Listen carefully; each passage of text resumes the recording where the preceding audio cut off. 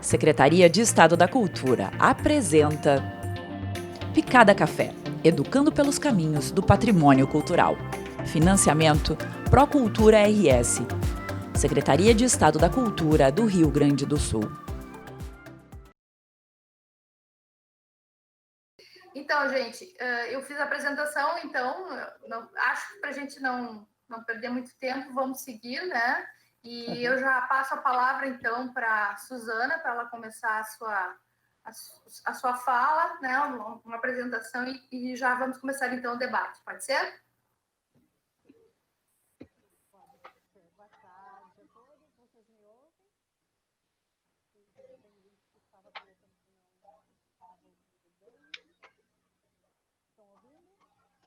Estão ouvindo? Tá um pouquinho baixo. Eu acho que eu vou tirar, então Melhora, né? Sem ele. Melhora. Certo, eu já soube disso. Nas aulas eu tenho tirado também. Bem, obrigada primeiramente pelo contato e pela possibilidade, né, de estar aqui com vocês. Eu me sinto muito feliz de poder contribuir, espero que esteja contente. E queria também saudar a Angelina pelo trabalho que ela tem desenvolvido, né? Eu não a conhecia, vinha conhecer pelo material disponibilizado. Conheço o teu professor orientador, ele foi meu colega na Alemanha, nós fomos juntos, o Vilmar, para a Alemanha. Ele faleceu. Sim, eu soube, conhecia, desculpa. Então, estivemos juntos em 95 na ZHD, e, enfim, temos, então, um ponto aí que nos une. Então, é isso, não sei se teria alguma coisa a mais que eu poderia colocar aqui, mas eu acho que é importante, talvez, até porque ficou truncada aquela apresentação, eu acho que essa ligação do Enxaimel que temos, né, que a Angelina tem, eu também tenho grande afeto por esse elo aí que nos liga. Nós tivemos, juntamente com pouco mais de 15 arquitetos do Brasil, em 95, a convite do ZHD, que é Deutsche Zentrum für Handwerk und Denkmalpflege, na cidade de Fulda. Eu era a única pessoa do Rio Grande do Sul. E todos os demais colegas eram de Santa Catarina, né? Um grupo bem grande, tinha também alguns professores de Blumenau. E lá nós tivemos a oportunidade, então, de fazer um seminário, que foi organizado para arquitetos brasileiros, e posteriormente eu fui algumas vezes ainda para lá, para aperfeiçoar. E uma das vezes que eu fiquei lá, 2 meses, eu trabalhei diretamente com a carpintaria e com os trabalhos relacionados ao fachwerk, né? Eu fiz todos os seminários que eu pude, de forma assim, muito gentil, que o ZHD me oportunizou isso naquela época, foi porque eu tinha estado liderando o projeto Escola de Artífices da Fevale, que fechou, e aí eu consegui essa gentileza, né, do professor Manfred Gerling. É isso que eu tenho para dizer, eu acho que nesse primeiro momento. Obrigada. Por favor, Angelina. É tua palavra. Tá com o microfone fechado. Obrigada. Suzana, muito prazer. Professor Vilmar Vidor nos inspira até hoje nesse trabalho. Quando Manfred esteve aqui em Blumenau, algumas dessas pessoas estiveram aqui também, e ele foi a primeira pessoa a pesquisar a técnica construtiva, como foi o professor Guinter, no Rio Grande do Sul, o Vilmar foi aqui. Então, foi os 2 nomes que me guiaram nessa pesquisa até o momento presente. O Vilmar começou essa pesquisa na época que se escrevia em Enxaimel, aqui com CH.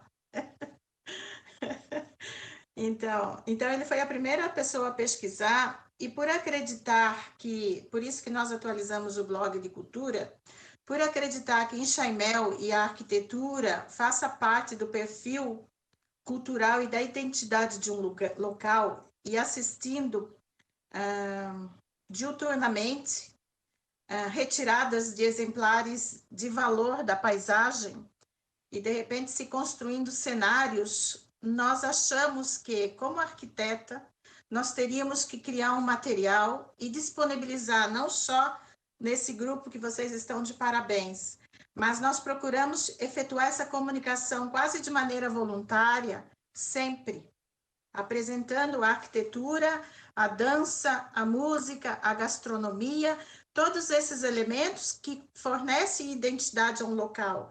E como eu sou arquiteta e esse trabalho estava um pouco, digamos, estagnado, e eu ouvia muitas coisas erradas sobre a técnica, para começar a técnica, não é um estilo, né? Eu resolvi, no ano passado, organizar algumas ideias e aconteceu essa publicação. E, para nossa felicidade, esse ano, escrevendo sobre, nós entramos em contato com a técnica construtiva construída hoje. Na Alemanha, hoje, a técnica construtiva em Chaimel é a opção da sustentabilidade, com tecnologias e materiais industrializados de forma a não desperdiçar energia. Então, muitas vezes as pessoas acham que em Chaimel se reporta a coisa velha, a coisa que não existe mais, a coisa que não se faz mais. Então, eu tive a felicidade de ver que a técnica construtiva em Chaimel, hoje na Alemanha, é uma das primeiras opções como técnica e como construir uma casa. Então, a pesquisa continua. Estamos à disposição. Obrigada. Obrigada, Angelina. Gente, agora, então, fica aberto para as perguntas, para as colocações que vocês têm, alguma dúvida. Vocês podem fazer as perguntas, tirar as dúvidas diretamente, ou então colocar aqui no chat. Está aberto para inscrições.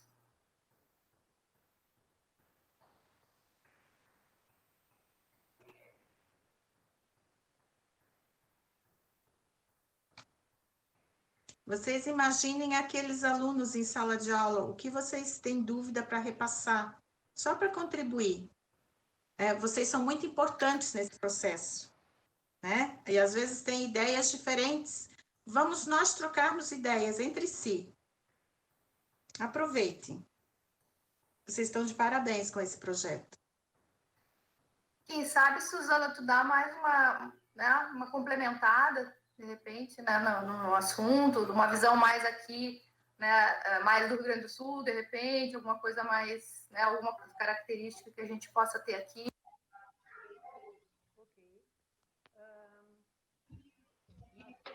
Tá baixinho. A gente tem aqui no Rio Grande do Sul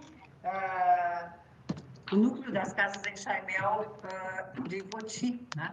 Que é bastante importante no contexto do Brasil, por ser um núcleo preservado, um núcleo urbano preservado, né? E acho que esse local, ele reflete bastante como era a antiga colônia e como é que o imigrante se instala, né? E ali ainda se tem alguns exemplares que foram já sofreram alguma intervenção de restauro, algumas bastante eficientes, outras nem tanto, mas é de bastante importância a gente lembrar deste local como exemplar no sentido de ter ficado preservado, né? E assim como Blumenau, que eu conheço um pouco, não faz bastante tempo que não voltei para lá, nós temos a cidade de Gramado, né, que é o contraponto da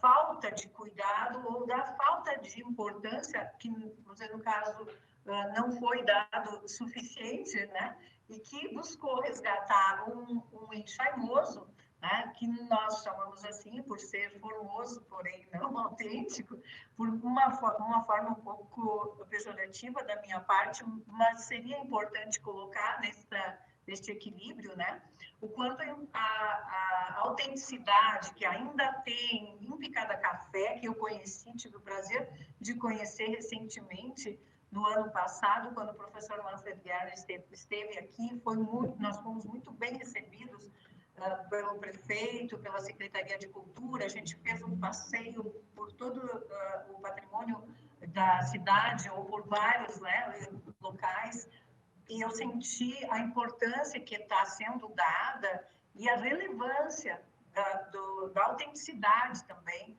daquilo que tem aí nesta cidade.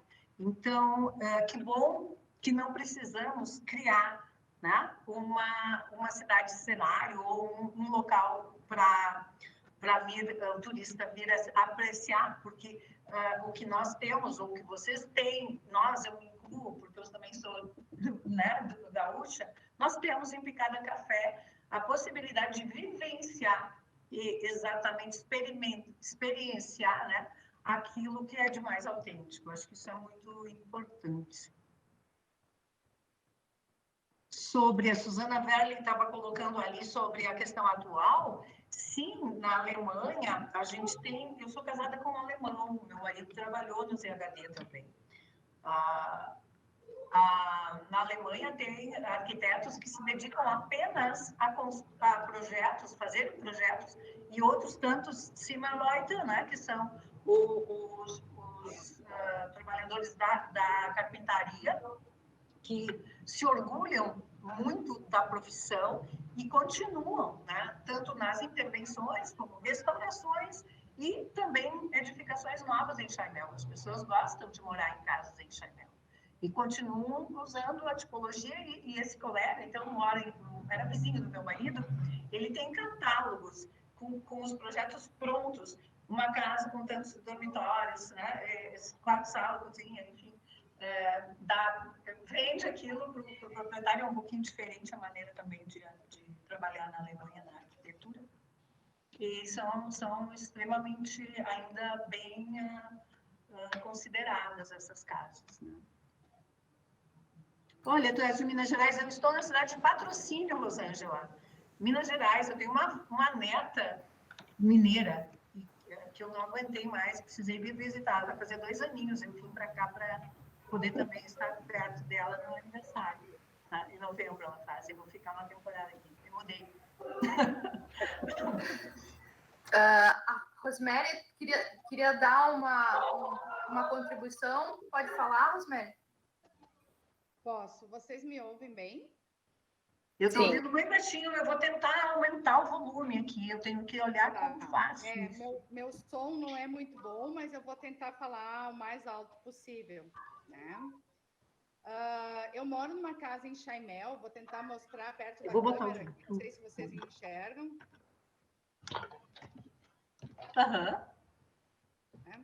Eu moro em Nova Petrópolis e a minha casa data de uns 170 anos atrás. O meu pai foi morador dessa casa e ela estava, até 15 anos atrás, bastante deteriorada, né? Mas ela foi inventariada e ela fez parte, então, do inventário, né, da cidade de Nova Petrópolis.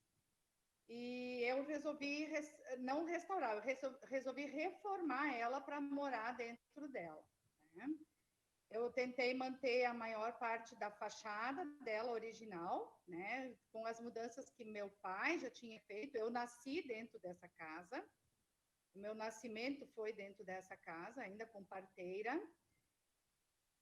Hoje eu moro nela já há 10 anos. Ela tem um ambiente muito gostoso, tem uma energia muito boa, né? A gente teve que praticamente fazer uma casa nova em cima de toda essa construção que já havia sido feita, né? Porque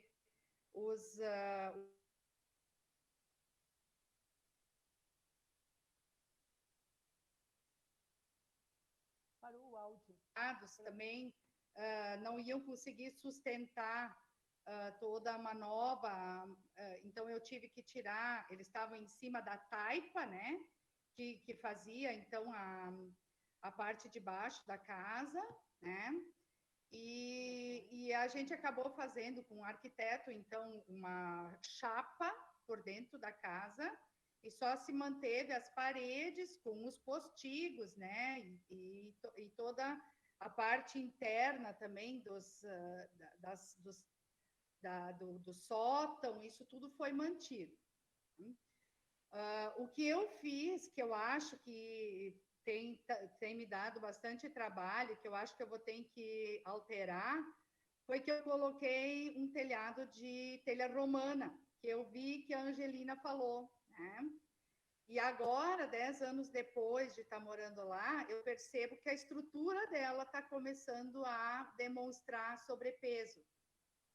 Então, eu acho que eu vou ter que tirar todo o meu telhado e voltar para a minha telha de zinco, que originalmente era a telha usada em cima dela por causa do peso que foi colocado, né? Mas, assim, ela é uma casa maravilhosa e eu gosto muito de morar dentro dela. Inclusive, transformei ela numa casa Airbnb e eu e meu marido moramos numa parte dela e transformamos ela numa casa de hospedagem hoje e que vem fazendo muito sucesso, né? Pela parte histórica que ela traz. Tentei trazer toda essa parte também, né? Da história dela para dentro da casa. Mas é muito bom, né? Eu fico feliz de ter feito essa reforma, e até porque eu não podia mais tirar ela dali, né? E de poder estar cuidando dela. Obrigada, Rosemary. Jorge, tua vez. Tudo bem? Tá dando para me ouvir? Sim. Então, como a gente está num curso de educação patrimonial, vou puxar um pouquinho, fazendo uma pergunta tanto para a palestrante quanto para a debatedora, para que vocês falem mais de como vocês enxergam essa problemática da preservação da arquitetura em Chaimel, porque eu percebo, assim, e eu acho que a palestra da Angelina, ela nos mostrou um pouco isso, e as falas agora também, que antecederam também, que a gente tem duas problemáticas basicamente envolvidas. Uma seria a preservação desses exemplares que ficaram, né, da técnica em Chaimel.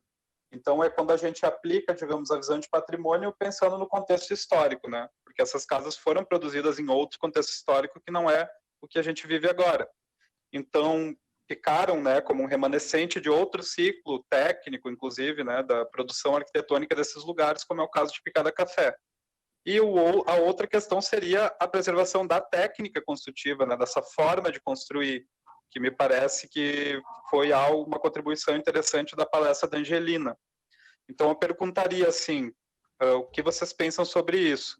Como reabilitar esses exemplares históricos respeitando a técnica, né? Isso eu acho que é um desafio. E se vocês acham que deveria ser reabilitada a técnica para novos usos e construções contemporâneas? Talvez como uma possibilidade de fazer frente a isso que a Suzana chamou de enxaimeloso, né? Esse enxaimel falso, que consiste basicamente em fazer uma imitação de madeira com madeira mesmo, né? Sem ser estrutural, ou então com cimento, ou então com metal. E acho que eu colocaria essa questão para as duas. Como vocês enxergam, assim, a possibilidade de preservação dessas casas que ficaram com respeito à técnica e essa possibilidade ou não de se reabilitar a técnica em si, né, para usos contemporâneos. O que vocês pensam disso? São duas formas de ver patrimônio, né? O objeto que ficou e a técnica viva, né, quase como um patrimônio imaterial, que é esse conhecimento construtivo que fica. Eu gostaria de falar para a Rosemary que tem a ver com a pergunta do Jorge, depois continua. Eu estava com o microfone fechado e estava falando. E é pertinente porque tem a ver com a pergunta do Jorge. Nós vimos durante a pesquisa, porque no Brasil o patrimônio cultural, o patrimônio histórico, ele é muito polêmico. Beira do 8 ou 80. Ou você permanece ou deixa a história como está, intocada, ou as pessoas deixam aquilo cair, colocam fogo na calada da noite e acabou. E muitas vezes o debate não chega à beira de algo mais conclusivo e mais prático. E durante as nossas pesquisas, na Alemanha, nós vimos muitas cidades medievais, onde a cidade toda é em Chaimel, muradas, e as pessoas que moram lá, elas evoluem com a cultura e com a tecnologia do século XXI. Elas não continuam residindo naquelas casas à luz de vela, com pedras, sem aberturas de janelas. As aberturas com tecnologia PVC, vidro duplo, onde se possa gastar o mínimo de energia, apontando a sustentabilidade. Então, há um meio termo em tudo. Até que ponto se preservar uma tipologia como se conhecia no século XIX, início do século XX, com aquela tecnologia, é válida a partir de um sítio inteiro, de um conjunto inteiro. Ou então, tornar esse conjunto inteiro utilizável à sociedade atual. Até que ponto? É uma pergunta, e essa pergunta é sempre polêmica e sempre está no ar, que é a pergunta do Jorge.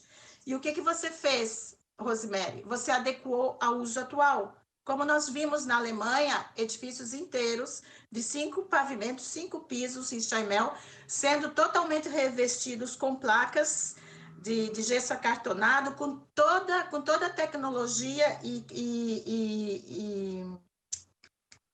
como é casas inteligentes, aquecimento, tudo que eu fiz fotografias. Se vocês olharem no meu blog, existe isso tudo postado e apresentado, e lá fora, essa tipologia não interfere na paisagem, ela não agride a paisagem, e como enxaimel e como técnica, porque ela é estrutura, o enxaimel é a estrutura de madeira, não é a casa, a estrutura, ela continua ali. E um arquiteto de München nos acompanhou, que acompanhava essa adequação aos moldes e ao uso dessa sociedade atual. Ele disse que em muitos lugares ainda essa estrutura é rebocada para que a madeira dessa estrutura não apodreça. Porque se pinta, ela apodrece com o tempo, ela sofre com o tempo. E muita gente aqui na região nossa acha que nós rebocamos por conta do nacionalismo, que tem uma parte, mas também se reboca a madeira para proteger essa estrutura. Então, respondendo agora a pergunta do Jorge. Cada situação é uma situação, Jorge. Por exemplo, parte de um exemplar até um conjunto de exemplares. É preciso ter uma equipe técnica que discuta o valor dessa unidade sozinha, ou se ela está inserida num conjunto, o que é melhor para aquele conjunto. Porque o arquiteto, gente, ele adequa o espaço de maneira equilibrada ao uso da sociedade presente. A sociedade é um elemento que está sempre se modificando, não é uma coisa estagnada. E a gente precisa adequar esse espaço a um novo uso. Se essa edificação vai ficar sem uso, não vai ser aproveitada, ela é para ser visitada como um exemplar de uma memória, ela fica como ela está para estudo, objeto de estudo. Mas, de repente, nós temos uma cidade inteira que essa sociedade vai viver como se foi construída aquela casa, ou ela tem o direito de adequar o espaço de maneira correta, com profissionais acompanhando ao tempo presente, sem descaracterizar o espaço dessa cidade, com toda essa história ali dentro. Então, continua polêmico. Eu responderia, Jorge, que cada situação é uma situação. Cada situação. Nós visitamos o Museu Baden-Windsheim, lá na Alemanha, onde tem casas de 900 anos, de 1000 anos, que o Dr. Konrad Bedau relocou para que essas casas, elas estão lá para ser olhadas, para observar as profissões que não existem mais, como funcionava lá dentro, então serve como exemplo. Mas lá nas cidades muradas, a sociedade mudou, mas não quer dizer que essa sociedade essa cidade vai ser descaracterizada enquanto paisagem. E ripa na parede não é enxaimel. Isso não é enxaimel. Isso é uma arquitetura de muito mau gosto, não confere a uma veracidade, e aqui em Blumenau se chama enxaimeloide, não é enxameloso. Passo a palavra, um abraço.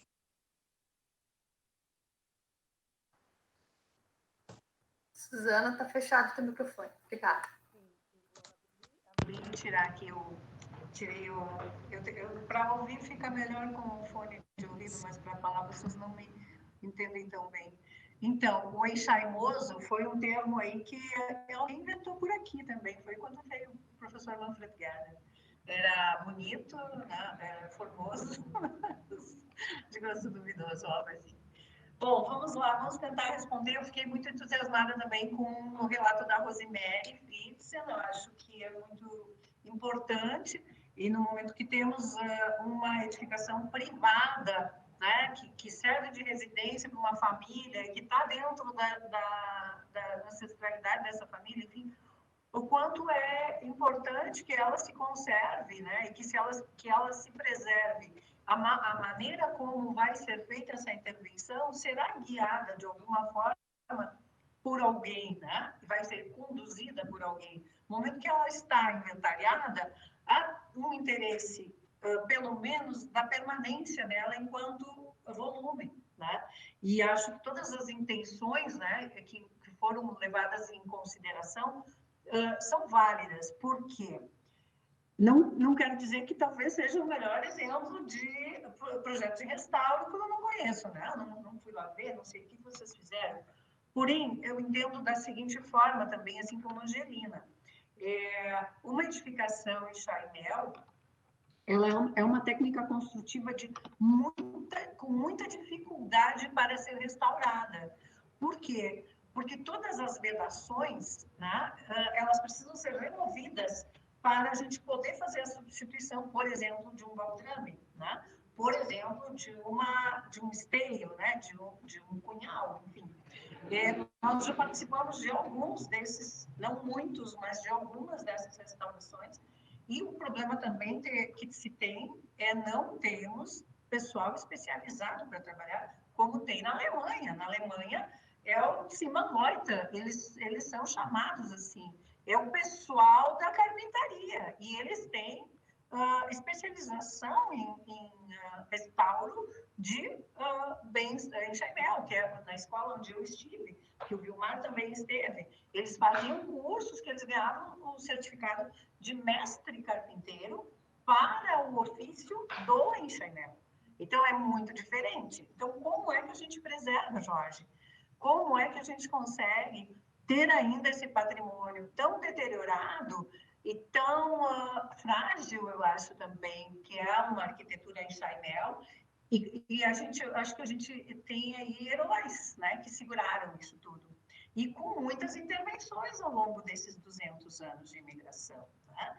Então, a gente conhece vários, onde foi substituído os barrotes, né? O assoalho foi substituído, como então tu disseste agora, Rosemary, outros tantos que os barrotes estão ali, o piso ainda com suas ondulações, né? Mas os preenchimentos foram trocados, outros tantos que receberam janelas com veneziana, que não existia na época do início, né, da colonização veneziana, é um trabalho posterior.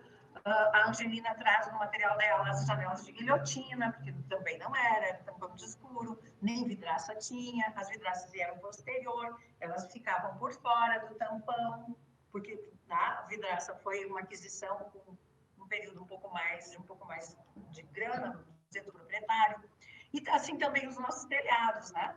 Talvez os telhados originais das casas do imigrante, dos primeiros imigrantes, tenha sido ainda a Schindler, né? A telha de tabuinha, que eram colocadas, né, sobrepostas. Mas, com o tempo, isso deteriorou, certamente, isso foi substituído, e por isso a maioria das nossas casas, eu acho que a memória que a gente tem mais atrás é telha de zinco, para as casas de Chaimel do colono, né? E a gente também vê muitas que já foram substituídas por telha de barro, que é bem depois, né? Olarias começam a acontecer já na virada do século 19 para o 20 aqui pelo sul do Brasil, eu acho que no Brasil inteiro. Então, pensei em duas coisas ainda para finalizar, como se preserva. Nós temos Novo Hamburgo, a cidade onde eu nasci, onde eu tenho também minhas experiências, né, de vida profissional. Nós temos a Casa Schmidt-Presser, que é o exemplo máximo do restauro da arquitetura em Chaimel no Brasil. É um bem tombado pela técnica em Chaimel, né, pelo IFAM. Lá se pôde experimentar tudo aquilo de mais conceitual possível para fazer esse restauro. Então, é um local de extremo cuidado, onde foi feito um restauro primoroso. E temos muitas intervenções muito desastrosas que descaracterizaram as edificações, né? Que já não tem mais nada e somente remete para uma arquitetura que, para quem não entende, vai pensar que foi, né? Para quem não visitou, para quem não conhece o local, houve reconstrução completa e só se apropriaram ainda da localização, da implantação da casa, né? E temos também um novo uso que é interessante no Novo Hamburgo, que é a casa do padeiro Kaiser, a casa Kaiser, que serviu para uma família de padeiros durante gerações e sempre foi da mesma família. Quando morreram os vovozinhos, os últimos moradores, eles venderam essa casa e uma investidora fez um trabalho de uma reciclagem do local e passou a ser um pub.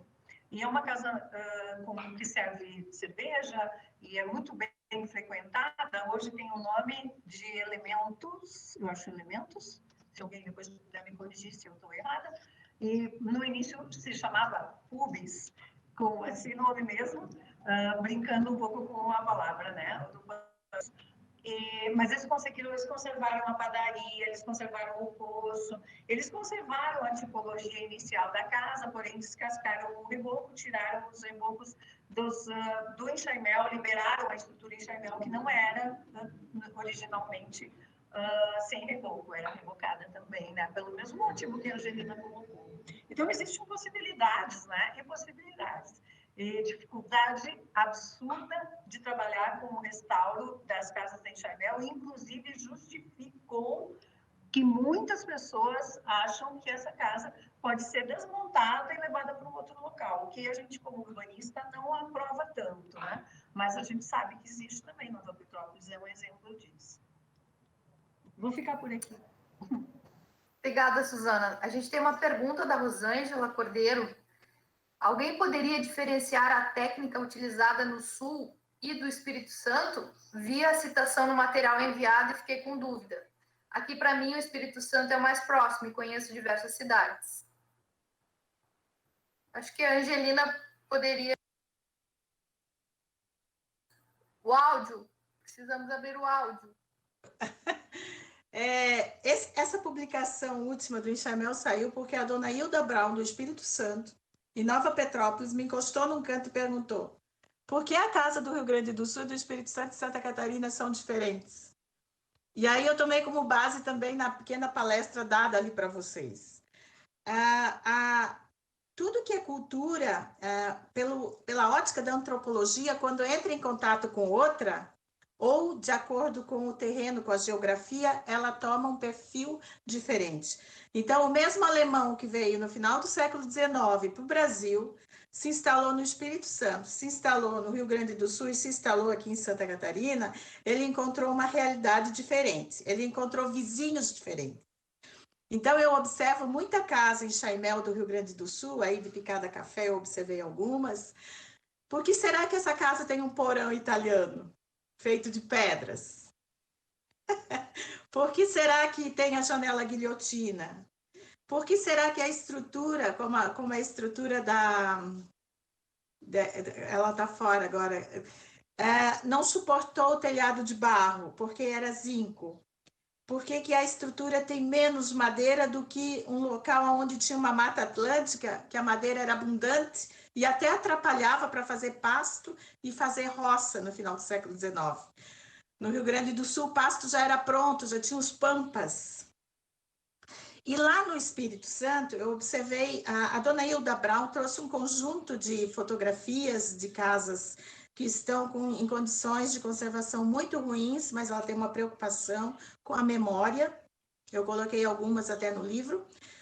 Mas lá nós vemos perfeitamente a influência da casa colonial portuguesa. A varanda em volta, aquela varanda aberta, o beiral, as aberturas, guilhotina. Então, eles tinham muito mais contato com essa cultura das cidades vizinhas ali que tinha com o casarão colonial português do Rio Grande do Sul. E Santa Catarina, aqui em Santa Catarina, as pessoas foram colocadas no meio da mata. Não tinha cidade perto, eles tinham que se virar. E aí nós observamos também como esse pioneiro, quando colocado no meio da mata, acho que em São Leopoldo eu também vi fotografias desse tipo, eles tinham que derrubar a mata, eles tinham que plantar a roça, e aquela mata derrubada se transformava no abrigo, que era mais fácil fazer essa estrutura de madeira, da madeira que eles sabiam, tal qual a origem da casa em Chaimel, na Alemanha, que foi lá quando o homem se fixou e se tornou agricultor e coletor. Ele também derrubou a mata, onde não tinha caverna, onde não tinha as pedras, enfincou os paus no chão, fez aquela volumetria que nós conhecemos. O que eu acho mais fantástico é que eles repetiam essa volumetria, gente, há 6.000 anos atrás. E como é que eles tinham noção dessa inclinação do telhado? E eles foram reproduzindo isso. Na Idade Média, eles reproduziam casa neolítica ainda na zona rural. Na cidade, eles evoluíram conforme as ondas artísticas, os períodos artísticos, mas no campo, eles continuaram reproduzindo essa casa. E quando esse povo veio para cá no século XIX, cada um no seu local, com geografias diferentes, com cidades próximas diferentes, também surgiu casas com estrutura de madeira adequada àquele local e próxima daquelas sociedades. Eles foram, o contato cultural entre esse pioneiro e com o povo que estava em volta, surgiu um terceiro elemento diferente. Então, a tua pergunta com relação ao Espírito Santo é uma geografia próxima de outras sociedades, com hábitos e costumes diferentes. Rio Grande do Sul tem uma outra geografia e também Santa Catarina. E em qualquer lugar vai ocorrer essa construção com estrutura de maneira de forma diferente. Inclusive na Alemanha. Se fala, ou se falava aqui para mim, que lá na Alemanha, as casas que vieram para cá eram do norte da Alemanha, eram mais fortes do norte da Alemanha. De forma resumida, ela surgiu no Vale do Danúbio, quando essas migrações vindas da África percorriam até a parte da Grã-Bretanha e eles foram se fixando naquele caminho. 1000 anos depois, esse povo foi para a Alemanha, e ali no local onde surgiu essas primeiras casas de madeira, logo vieram os romanos, que dominaram toda aquela área, e também essa influência de construir dos romanos, que são os italianos, que eles não apreciavam construir com madeira. Eles achavam que quem construía com madeira eram pessoas inferiores, eram os bárbaros. Os romanos construíam com pedras. E o contato dessas duas culturas nessa região fez essa casa em Chaimel subir do chão, sobre baldames de pedras e até pavimentos inteiros embaixo de pedra. Vitruvius disse, vocês podem construir de madeira, porque eles gostavam, com uma condição, vocês vão subir essa casa do chão. E aí foi que surgiu aquela travessa, porque senão a casa ia ficar melengue. Quando ela subiu do chão e foi sobre pedra, que eram só elementos verticais, eles tiveram que colocar a travessa para enrijecer esse conjunto.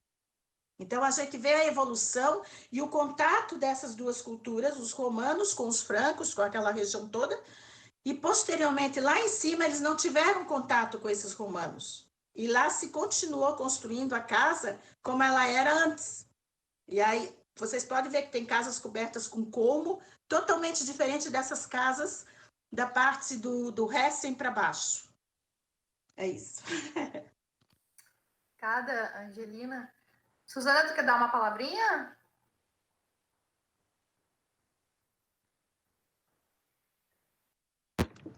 Eu acho que eu não teria muito para contribuir sobre o Espírito Santo, eu não tenho conhecimento do que está se referindo a colega ou a que vai pedir nome, mas sim, eu poderia confirmar, corroborar no que a Angelina fala sobre a edificação do norte, né, da Alemanha, que é onde eu ando bastante, e por conta da família.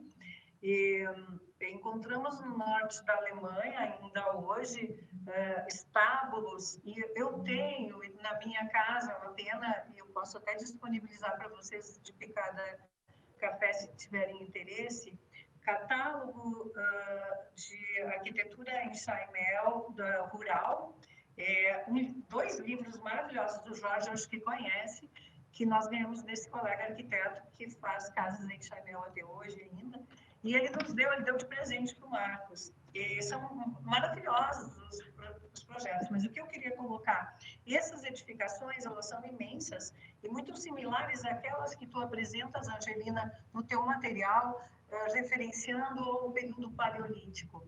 E o que acontecia com essas edificações? Elas eram, na verdade, os estábulos, né? Os estábulos também, a moradia, elas tinham embaixo toda uma área destinada para o abrigo dos animais, né? Cavalariça, o gado.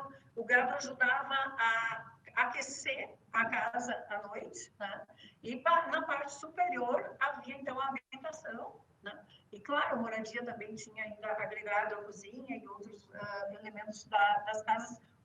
As famílias eram numerosas, logicamente, todos colaboravam naquele afã, né, naquele fazer. E nós tivemos a oportunidade, quando casou a filha mais velha do Marcos, de ficar num desses espaços, né, todo ele ainda com cobertura de palha, né, tipo essa que nós usamos aqui no Rio Grande do Sul também, parecida com essa, densas, né, altas, muito, muito interessante. O casamento dela foi feito toda uma propriedade de uns amigos que os pais também conservam, e ela hoje é a casa de veraneio à beira do Mar do Norte. Na praia, agora estou tentando lembrar, mas é um pouco mais norte, e assim como essa, tem muitas edificações, né? Deixa eu ouvir, eu não estou te ouvindo, Angelina. Tem que abrir o microfone, Angelina. Deixando sozinho. É muito curiosa essa fala da Suzane. É no norte, Suzane? Esses estábulos? É muito curioso, sabe por quê? As primeiras casas... Você descreveu as casas neolíticas daquela parte do meio?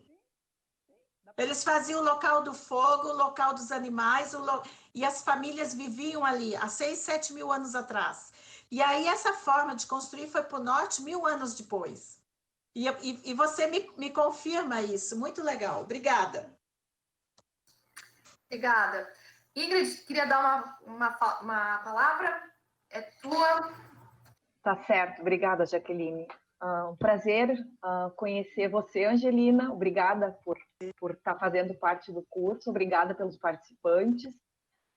Obrigada o apoio que a gente teve na Prefeitura da Secretaria de Educação, né? Obrigada, Suzana, todos que puderam participar. Eu acho muito bom vocês estarem falando sobre o objeto, arquitetura em Chaimel, né? Para trazer um pouco mais de informações para todos que estão participando do curso, né? Mas eu queria trazer uma perspectiva a mais, que é a que eu enfrento como funcionária pública, dentro de uma gestão pública, né? Como essa gestão pública está olhando para esses objetos, né? Eu trabalho na prefeitura, no setor de planejamento, e faz 2 anos que eu estou em Picada Café, e o que mais me chamou a atenção foi justamente essa grande quantidade de exemplares, né? E inseridos nessa paisagem, né? Que a Picada Café, ela é cortada pelo Rio Cadeia e tem muitos afluentes, muitos arroios, né? Então, essa arquitetura em Chaimel, ela está sempre conectada com essa provisão de água, né? E existem N situações desses objetos, né? Casas como a nossa colega de Nova Petrópolis relatou, né? Em que a família faz manutenções para fazer o uso da casa, né? Muitas vezes com ampliações, né? Casas que são compradas por pessoas de fora do município e restauram e usam como casas de veraneio, né? Casas que não são usadas, que a família não sabe o que fazer com aquilo, né? casas que a família pede demolição, né? Uma das coisas que me chamou muito a atenção foi, logo que eu entrei na prefeitura, houveram 2 pedidos de demolição, né? Então, assim, a gente tem... eu estou falando do ponto de vista da gestão disso, né? Como é que a gente vai trabalhar dentro do poder público a gestão desses bens, né? Uma vez que a lei de tombamento municipal determina que todo e qualquer enxaimel é protegido, né? Deve ser protegido, né? Então, essa problemática de como trabalhar isso, né? De como conscientizar as pessoas de que elas devem preservar, né? Então, todo momento que me chega um pedido de demolição ou algum pedido de isenção de IPTU, eu sempre me disponho a fazer uma visita à propriedade para buscar orientar o proprietário, talvez com pequenas manutenções que vão garantir um pouco de preservação desse bem. Às vezes, uma pequena telha que está furada ou que precisa ser trocada, que não são manutenções que demandam um grande restauro, né? Achei interessante a fala da Rosemary, porque eu tenho observado que isso pode ser uma nova possibilidade para essas famílias, né? Porque essas famílias, elas que têm esses bens, que são detentoras desses bens, né? Elas enxergam como um entrave, né? Elas enxergam como algo velho que está caindo, né? E que é muito oneroso, né? Então, claro que não são todas, como eu falei, né? Alguns casos usam, né, esses bens, né, como residência. Mas essa ideia do Airbnb de poder trazer um novo uso para essas casas, né? Porque tem uma coisa interessante em Picada Café, que a gente aqui estava falando só do objeto, né? Mas ele está inserido numa paisagem, e que o curso aqui vai dar conta de falar, e que é fenomenal, porque tu tem visadas do município, de várias paisagens, que são fenomenais. Então, me parece que esse uso pode ser uma alternativa muito interessante, né, para essas famílias, né? E a outra questão é que hoje a política de gestão desses bens prevê isenção de IPTU, que é o que é mais comum, né? E também existe a lei, uma lei municipal, que é uma lei de auxílio ao restauro desses bens, que é uma ajuda de custo, tá? Que pode chegar até R$3.000 por proprietário. No entanto, essa ajuda nos últimos 2 anos não foi possível se fazer. Obviamente, por questões de contas públicas, não foi possível fazer, né? Mas me parece também que a gente tem que pensar, primeiramente, em sensibilizar essas famílias, né? Acredito que os professores são um grande caminho para essa busca, né? Eu acho que eles são um papel fundamental para isso. Eu me sinto muito sozinha, né? Eu tenho um apoio muito da Secretaria de Educação, mas a Secretaria também tem suas grandes demandas, né? Mas eu acredito que esses professores, eles podem dar conta de começar a conversar isso com seus alunos, né? E também entendo que, na medida do possível, o que vai ser, esse projeto vai permitir, que é realizar o inventário com os alunos, buscar essa conversa com essas crianças, que elas possam perceber também o que elas têm diante delas, dentro do município que é delas, né? Que é a identidade delas, né? Então, é isso, eu queria só pontuar também essa questão dessa perspectiva da gestão pública desses bens, né? Como é que a prefeitura lida com toda essa situação, né? Acho que a educação patrimonial é um dos caminhos, né? Dos caminhos. Obrigada, Ingrid. Suzana, queria dar uma palavra, né? Sim, oi. Nesse sentido que a Ingrid coloca, e também, de novo, voltando a essa questão de como proceder, né? Eu lembrei que são as técnicas que a gente aprendeu lá no PhD, e que capitalizamos naquelas intervenções pontuais que já fizemos na cidade de Voiti, no Ensaimel. Então, ainda na época da Escola de Artífices, os trabalhos eram conduzidos pelo professor Manfred Gerner e pelo carpinteiro Kuchnik. Eu fazia a coordenação no Brasil, mas nós tivemos a oportunidade de trabalhar em duas casas no Buraco do Diabo, ou Feitoria Nova, né, de Voiti. E aqueles pequenos e pontuais trabalhos que foram feitos de recuperação da estrutura estão lá até hoje. Isso foi em 96, foi mais de 20 anos depois. Eu fiz agora um projeto de restauro para uma dessas casas e me surpreendi ao encontrar assembladuras, ou seja, os encaixes, né, que foram numa viga de baldrame. Não foi preciso retirar a viga. A viga de baldrame é a pior coisa para ser retirada numa casa em Chaimel. E aí, Manfred Gerner fez tipo um T, um desenho de T, e fez um enxerto, como se faz restauro, ou fazia, né, restauro de dente, colocando o mínimo necessário de novo material, preservando o máximo do material antigo. E assim, Manfred tem um livro muito importante que apresenta todas estas possibilidades, né, de encaixes, porque também a origem da formação do Manfred Gerner é a carpintaria. Ele foi carpinteiro primeiro, para depois ser arquiteto. Então, ele tem toda esta visão, e nós temos este cuidado, né, quando a gente tem orientado uma outra questão de não se fazer a substituição sumária das peças, né? Eventualmente é necessário. Nós temos muito cupim aqui no sul. Enfim, eu queria colocar só isso para lembrar que essas ações de conservação, sim, são essenciais, né? O cuidado, eventualmente, de não se remover. Né? Esse é um, mas ele tem um que é só de encaixes, né? Eu acho que não é esse. Eu não tenho ele aqui, estou fora de casa. Mas, enfim, as intervenções pontuais passam pela pintura, né? Passam pelo telhado, fundamental, né? Manter o telhado sempre íntegro.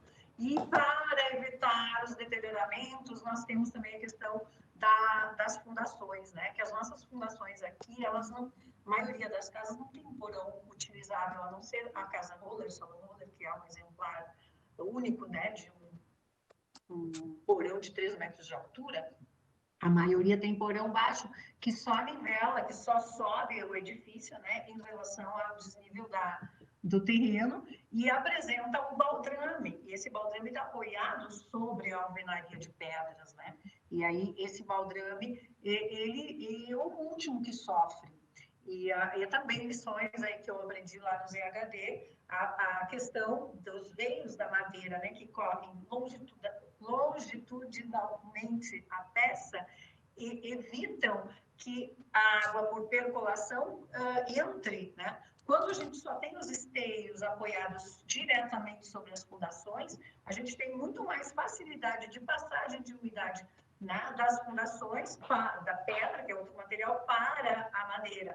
E nas casas que tem baldrame horizontal, conforme os encaixes, que eu também não tenho aqui o modelo, mas eu tenho em aulas que eu faço para os meus alunos, tem formas diferentes de baldrame que preservam mais a estrutura em Chaimel, tá?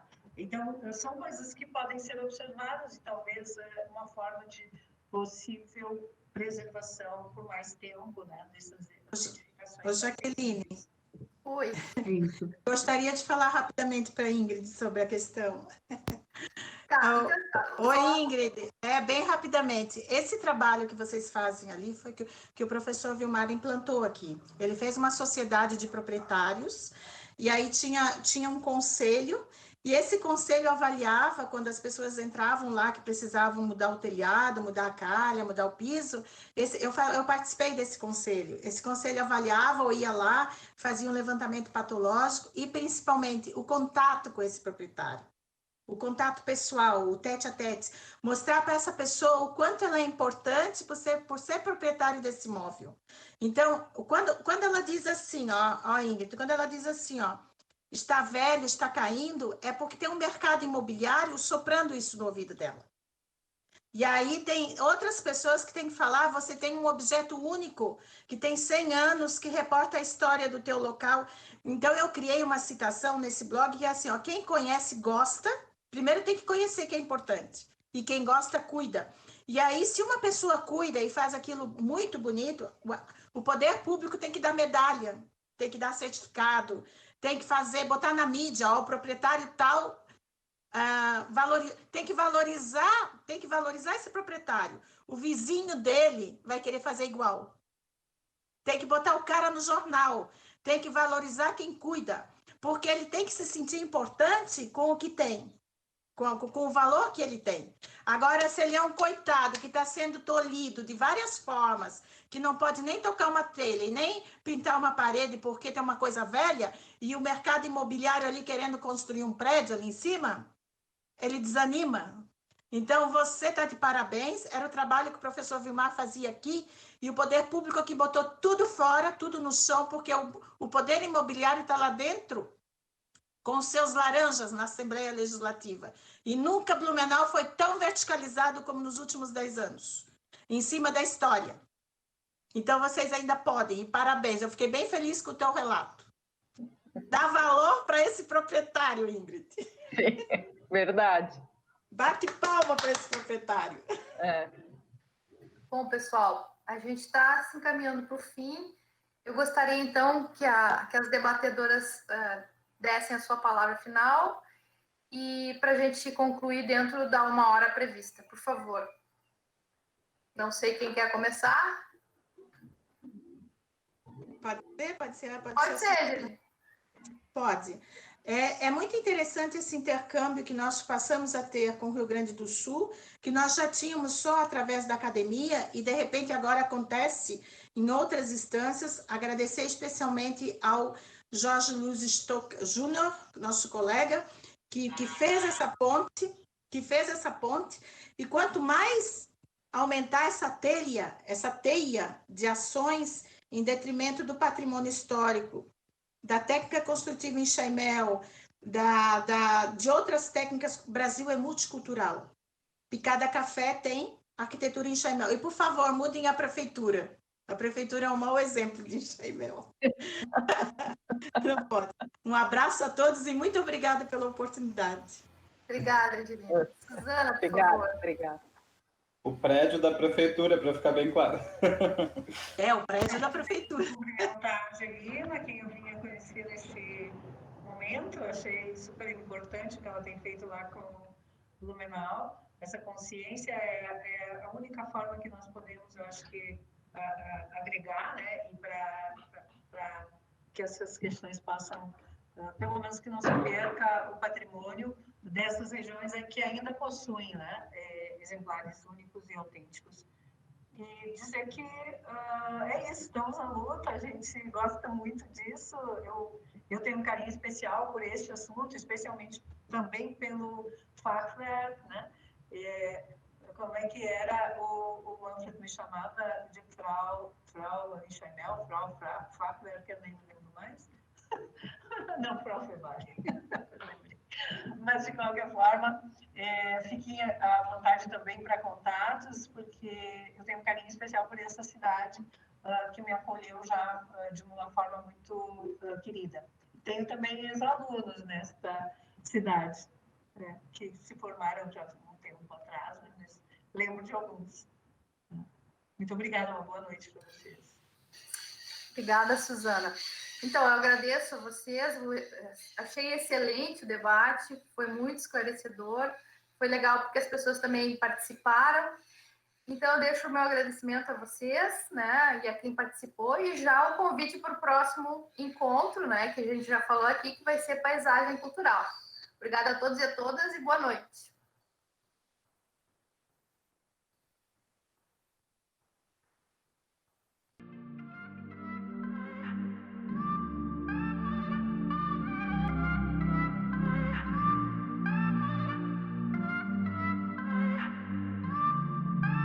Financiamento Procultura RS, Secretaria de Estado da Cultura do Rio Grande do Sul.